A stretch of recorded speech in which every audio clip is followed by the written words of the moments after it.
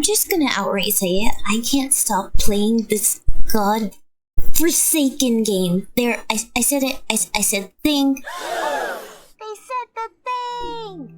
Okay, but in all seriousness, I found myself in another predicament. Helplessly attached to a game, a Roblox game for that fact. So enthralled, I find myself saying just one more round won't hurt, more than I'd like to admit. This time, I will say, is one of the strongest magnetic pulls I found myself on the other end of for a Roblox game I've had in a while, if not ever. The game I'm talking about is none other than Roblox Forsaken. You've probably heard of this game. Actually, I'd find it hard to believe if you haven't. I can't exactly recall if I have or haven't played this game before recently, but it's so incredibly familiar to me, down to the lobby and visual effects and setup, that I can't tell if I'm thinking of another similar game or if I did play Forsaken sometime in its earlier stages. Forsaken wasn't really a game that immediately jumped out to me. I didn't really gravitate towards anything about it, especially when I gave it a real, air quotes, first chance, not even a month ago as of writing this. I thought at first it was alright, a little difficult for my taste. I really had no idea what was going on. I felt just thrown into a game with no understanding of the direction or goal. When actually running around, I had no idea who the killer was, who my team was, hell, even who I was. But to anyone unfamiliar with this game, it may seem like I'm rambling a whole bunch of nonsense, so let's put a pin in all that so I can wrap this section up and tell you what Forsaken even is. Now, my infatuation with this game started from just watching a favorite YouTuber of mine play the game. I thought, oh, this looks okay, I remember this game, but not really my thing. None of the characters interest me, but I'll give it another shot sometime. But then I watched another video about a week later, which introduced me to a character that quickly made me realize I had to lock in, pick up this game, and play. If you're curious to know as to who that life-changing character is, stay tuned, folks. After playing again and actually understanding the game and grinding a bit for this character, I was hooked. It got so bad I tried to sleep and all I could think was, I need to sleep so I can wake up and play Forsaken.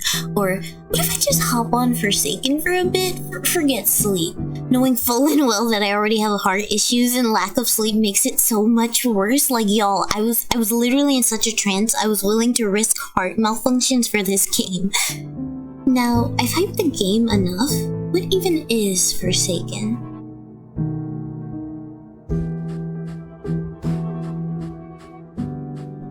Forsaken, created July 27, 2024, according to Google, is a Roblox horror survival game that takes the formula of team versus killer, most notably similar to Dead by Daylight and other games of that inspiration. These types of games have seemed to risen in popularity as of late, especially with the kickoff of Dandy's World gaining insane popularity.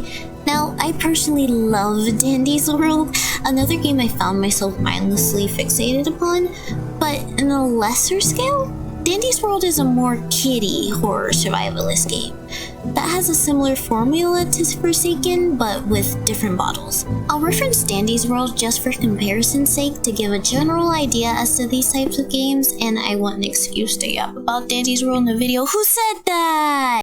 In Forsaken, there are 2 roles you can play as in your time playing this game, only one of which being optional to opt out of. Survivor, which you will play as majority of the time you play Forsaken, and Killer. Whereas in Dandy's World, you can only play the Survivor role, as an AI or a computer are the killers. Yes, plural. In Forsaken, there is only one killer, randomly selected via an acquired currency of sorts called Malice. Malice is obtained through simply playing the game as a survivor. The more you play, the more malice you get, which fills up the metaphorical gauge in the queue that gives you a higher chance of becoming killer the next round. Since a server can only hold 9 players, whilst you'll find yourself playing survivor majority of the time, you will get a generally fair chance at becoming killer, so long as you don't go into your settings and opt out of gaining malice from each round. To win as a survivor, you either have to just somehow survive until the clock timer runs out, assuming the killer is bad at doing their job, or fix generators and, well, survive? Each generator completed via these little puzzle mini games knocks 15 seconds off the clock, whilst on the other hand, a killer killing a player adds about 45 seconds to the timer, I believe, for every player eliminated. Now, I've gone on the record stating I do not like, maybe even hate Dead by Daylight.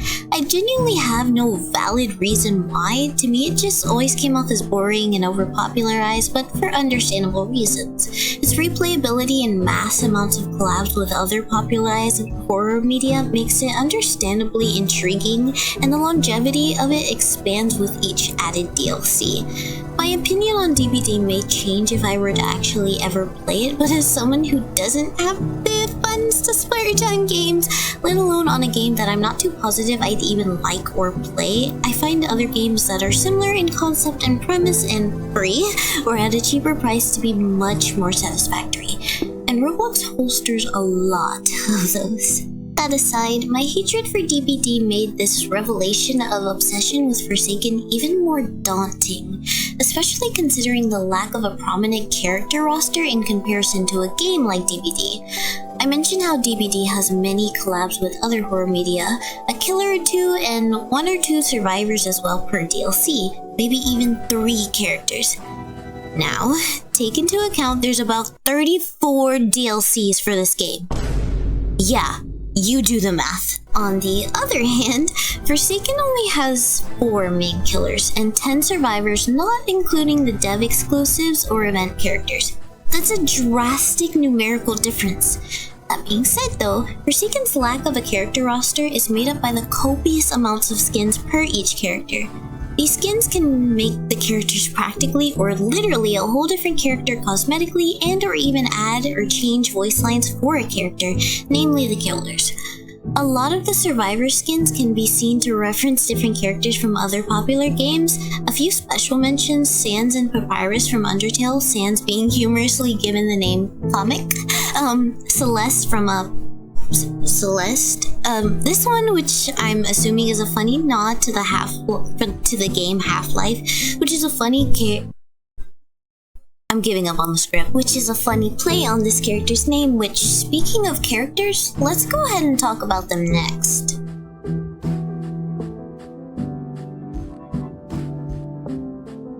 The characters in Forsaken are all very interesting upon first look.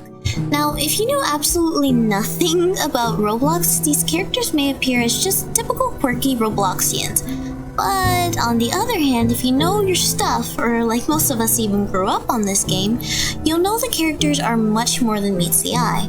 Almost every survivor and killer, with the exception of I believe 2, are special odes to old Roblox media, scares, games, or just Roblox internet lore in general. Speaking of lore, this game's lore is actually crazy, bro. Like, I'm not even gonna touch on it because the amount you even have to do to find some of this stuff. Yeah, no, game theory can keep that one. I'll run down a brief list of all the survivors and their play types, and all the killers. Let's touch on the killers first, since their list is shorter. The killers include Jason, Cool Kid, John Doe, and 1x, 1x, 1x1. Starting with Jason, he is the free starter killer that you get. His abilities include a basic slash that deals 20 damage, behead, which honestly isn't much different, just slows him down after, and he can deal a bit more effects of damage, gashing wound, which is a strong slash combo, and raging pace, which increases Jason's speed for a set time and highlights survivors within range. This is just a little side note from editing Kwai Murasaki. Y'all gotta do something about Jason. Like, y'all have to do something about Jason. I can't take it. I can't take it. Nerf him. Nerf him. Or fix his hitboxes. Because the amount of time I've been on the other side of like a rock or like a pillar or something where there's a sizable difference between me and Jason, and he just gets me and like one shot finishes me off. Pause. It's insane! Like, y'all gotta do something about that. I can't. I'm gonna crash out. I'm going to crash. Cool Kid, aka my favorite killer. I love him so much. He's so cool! Cool Kid can do a basic punch dealing 26 damage, launch a projectile through walls, and if a survivor is hit, it deals 15 damage, walk speed override, which is basically a speedy lunge at a player that if they are hit in the crossfire can deal 25 damage, and pizza delivery, which summons NPCs that can walk around and deal damage to survivors. John Doe can slash, dealing 25 damage, corrupt energy, which launches a string of spikes into the ground that can act as a trapping barrier or deal 12 damage if a survivor is hit with them. Digital Footprint leaves a shadow for players to walk over and it deals damage to them. And lastly, 404 Error, which reveals all survivors' locations for 4 seconds. And finally, forgive me if I mess up on the name again, 1x1x1x1 can slash, dealing 20 damage, Mass Infection, which sends out swords that deal 35 damage if a player is slashed, Entanglement, which is kinda similar, but if the player is hit, their location is revealed for a few seconds. Unstoppable Eye also reveals location aura of players for 6 seconds, and Rejuvenate the Rotten, which spawns out players that this killer has killed as NPC zombies.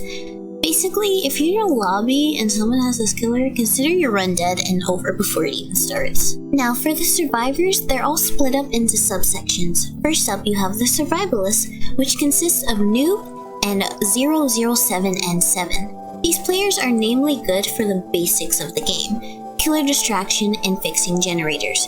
Their cons are just general lack of self-protection. Each character from every subset has a set pack of abilities at their disposal to aid them in survival. Noob, being a starter, and might I add not a great starter player, has a Bloxy Cola for speed regeneration. These can also be found scattered around the map. And he can turn to stone for a set time, which I believe stops him from taking damage. 007 and 7 has the ability to make an NPC clone of himself, and he can teleport to another part in the map. The next subset I'll talk about are the supports. These players are good for, you guessed it, support!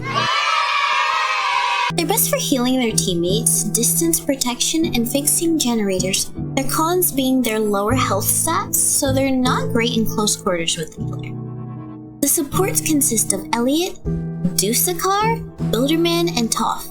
Elliot, who is likely incredibly recognizable to anyone on this app, although I won't delve too far into him as I don't want this video to be lore heavy and accidentally become an hour long, is another starter character who used to be purchasable but is now free. His abilities include throwing a pizza slice to heal a player by 35 HP and a 3-second speed boost after healing another player.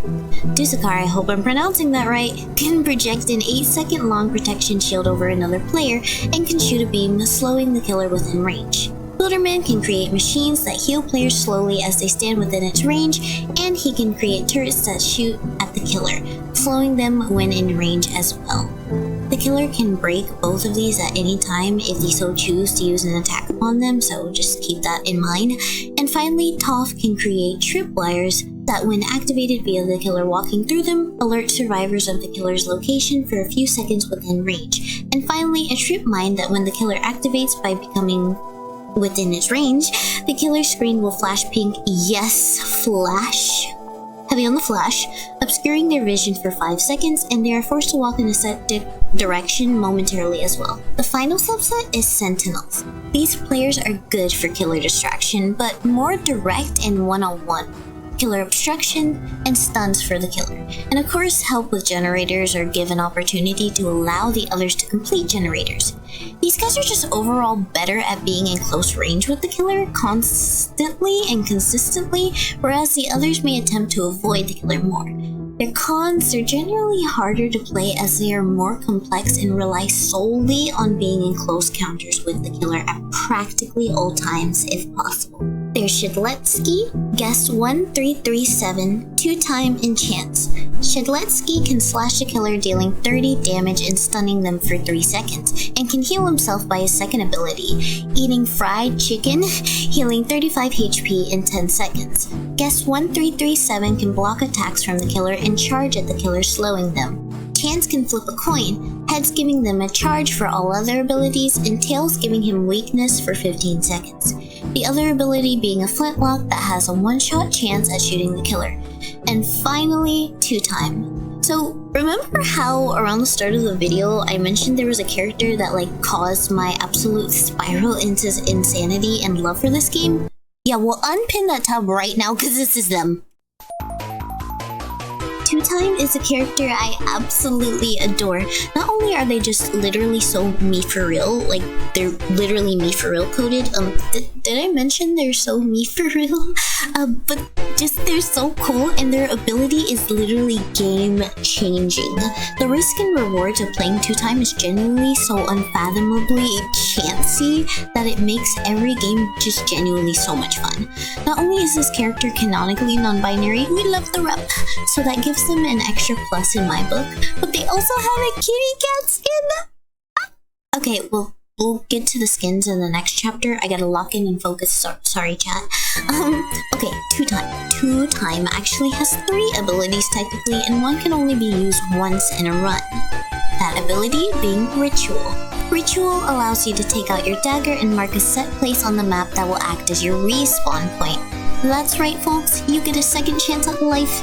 Being a cultist that believes in the secondary afterlife, performing this ritual and then filling your oblation meter allows you to respawn with half of your original 80 health after being eliminated by the killer, or an auto respawn if you are the LMS or last man standing. But how do you fill Two-Time's oblation meter? This is where you find out why Two-Time is a beatbox. Why Two-Time is a sentinel type of survivor. To fill oblation, you must use the stab ability when within range of a killer. Backshot pause deals more damage and fills the ablation higher, and it also stuns the killer for a few seconds. And I believe it also heals you back if you are damaged. But a front shot is good as well. It is crucial to fill this meter if you wish to use your second life. The final ability is a stealthy one. You can also hit any killer summons to fill the gauge, but it's much lower.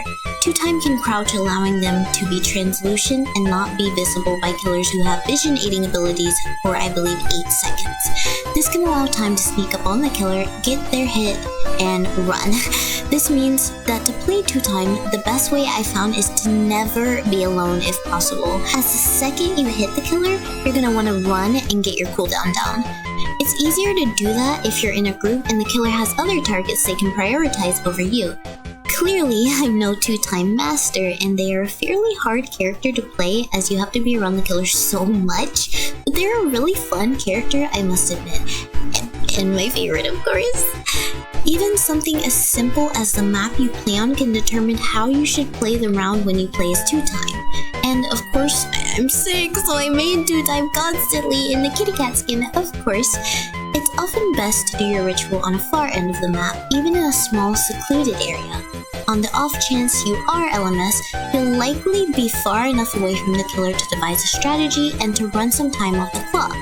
And if you aren't LMS, this gives you leeway as Two-Time to be far enough from the killer to either help fix generators and lay low undercover, or wait the time out to victory. Two-Time is definitely an acquired player taste, as they can be quite tedious, and due to their second life threat, they can often be targeted as needing to be eliminated first, but they are definitely super fun and super rewarding to play nonetheless. Alright, seriously, before this video is an hour long, let's move on. I want to make this section very short and brief because it's almost 6 AM. I've been up since 1 AM playing Forsaken and writing this, so I need to sleep. But skins, like I mentioned earlier, are cosmetic changes to the character you play, many referencing more Roblox media or other games in general. My favorite skins would of course have to include the kitty cat skin for Two-Time, the pretty princess skin for the killer cool kid, the scene skin for killer Jason, and the pride skin for Two-Time. There's other skins I really like, but like I said, short and sweet. And no, I don't mean Miss Carpenter, although we love her here. There are also emotes, which are really fun and silly to be honest, as mostly people just use them in the lobby or when just standing around waiting for the killer to notice them or waiting out the time in general. Many of these emotes also represent popular media or Roblox memes in general, and with a lot of these captions or descriptions of them or stuff in general in this game, you can tell the devs have a sense of humor and genuinely seem funny. I'll showcase all the emotes here, but a few of my favorites include Prince, of course, Kanton, and Insanity. If you know those last two references, you're so goated with the sauce, OMG. Also, the wait emote is really silly. I mess with it because I too do this in my free time occasionally.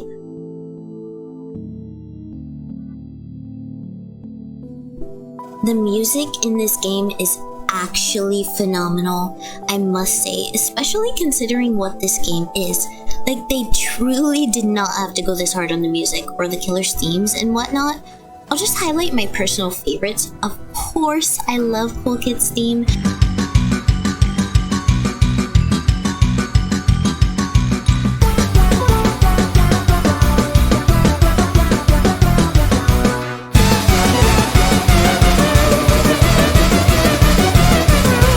As well as 1x, 1x, 1x, 1? I hope I said that right.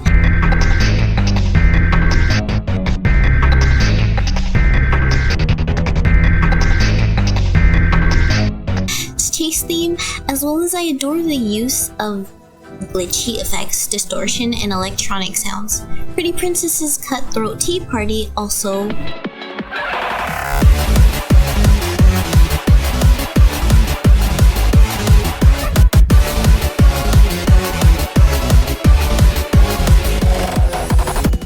It so much. Also, the Last Man Standing themes, they hit so hard, especially Plead. Like just play the clip.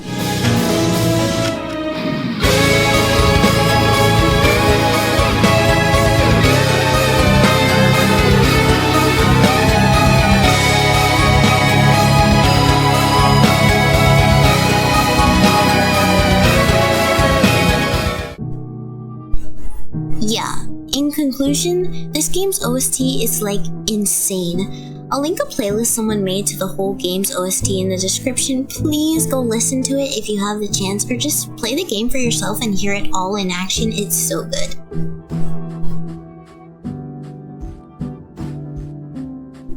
Okay, I think for now this is where I want to wrap the video up. I've yapped for long enough about this god-forsaken game. Can I make that same joke twice and it still hit or not? Anyways, I love and adore this game so much, and I completely understand now why it has the rep it has and why so many people play it. It's truly a gem, and I know I'll be continuing to play it, and hopefully others will do the same. I'm sure they will. I genuinely can't imagine this game dying out anytime soon. If I forgot to say anything, or for some reason if anyone watches this video and actually enjoys it and likes it, you sick person, thank you though.